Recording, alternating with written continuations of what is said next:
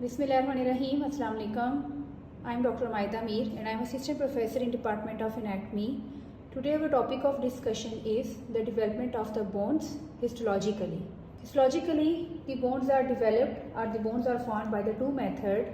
The first method, which is called the endochondral ossification, and the other method, which is called intramembranous ossification. Endochondral word means inside the cartilage and intramembranous word means inside the membrane.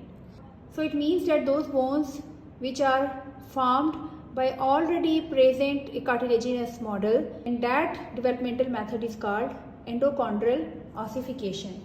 So this is a cartilaginous model and this is already in that shape of the bone which has to be formed, and this cartilaginous model is formed by the hyaline cartilage.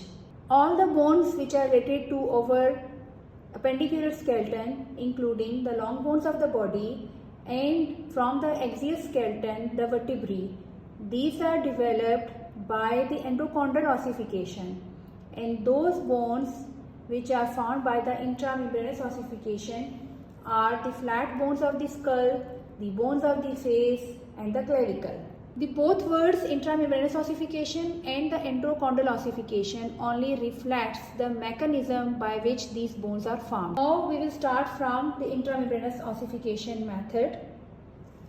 Consider this whole white sheet as a membrane, and this membrane is called mesenchyme, and the mesenchyme is actually the embryonic connective tissue.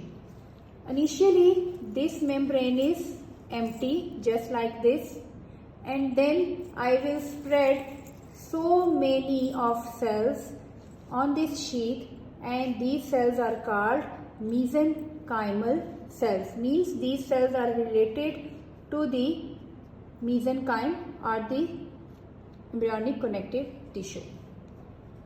So the intramembranous ossification depends on the two important structure. One, this sheet which is the mesenchyme, and the other the mesenchymal cells. At the start, these mesenchymal cells are scattered throughout the mesenchyme, or they are dispersed, or they lie far away from each other. But to start the intramembranous ossification, a center is generated in this membrane, and that center, which is the orange rubber on this sheet, this center is called the center of ossification. Now this mesenchyme will start condensation like this, and these cells, with its condensation, these cells will move towards each other, and all these cells will lie at the periphery of the center of ossification like this. So this white sheet is the mesenchyme. These all cells are the mesenchymal cells, and this orange or the peach-shaped structure is the center of ossification. These cells are pale in color and these cells are spindle-like in shape.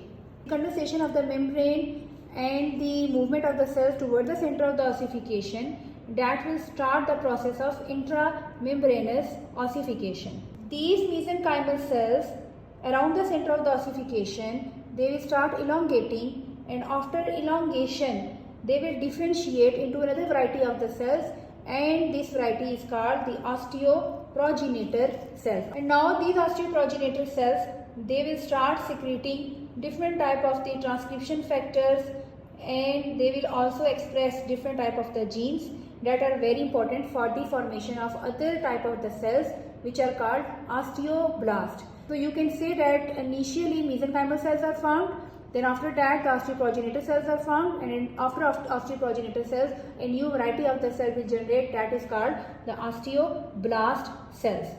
So this is the osteoblast cells, and that osteoblast cell is cuboidal in shape.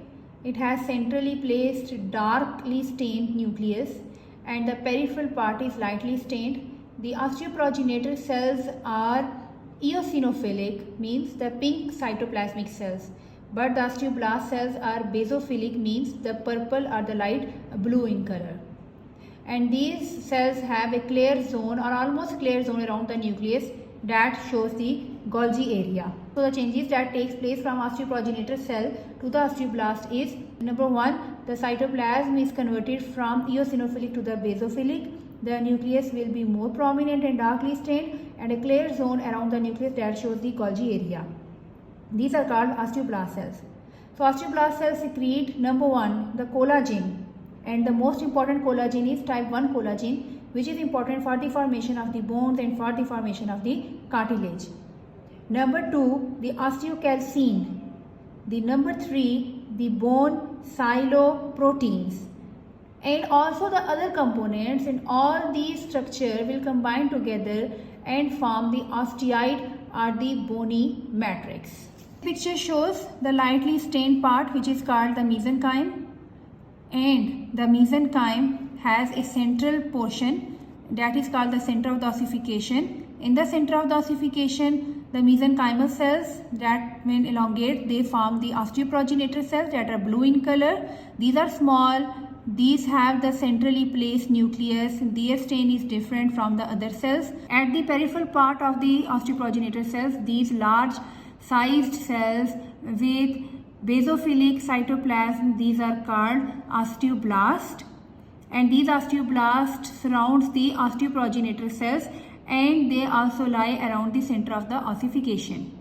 These osteoblast cells, they secrete the matrix which is called the bony matrix, which is light peach color or the orange in color. That bony matrix not only surrounds the osteoblast but also lies or also move inside these osteoblasts towards the center of the ossification, towards the osteoprogenitor cell. So the 4 most important structure in this diagram, one is a lightly colored structure which is mesenchyme, the other blue colored is osteoprogenitor cell, number 3 is osteoblast which is purple in color or blue in color, and number 4, the orange color, is bony matrix. This process will remain continuous, and the bony matrix starts mineralization, and this mineralization will result into the formation of the other type of the cells which are called osteocyte. In this picture you can see the again orange or the light colored structure which is osteoid, and the mineralization of the osteoid inside it gives rise to the other cell which are called the osteocytes. These osteocytes are almond in their shape. These osteocytes lie a little bit far away from each other, but still they are connected with each other with the help of the cytoplasmic extensions. These long arborvitae like structure which are the cytoplasmic extensions. These cytoplasmic extensions reside inside the bony canaliculi, and around the bony matrix is again the osteoblast cells which are purple in color, and these all structures, they lie within the mesenchyme or the embryonic connective tissue or the membrane which is lightly purple in its color, and this whole green is the calcified or the mineralized bony matrix.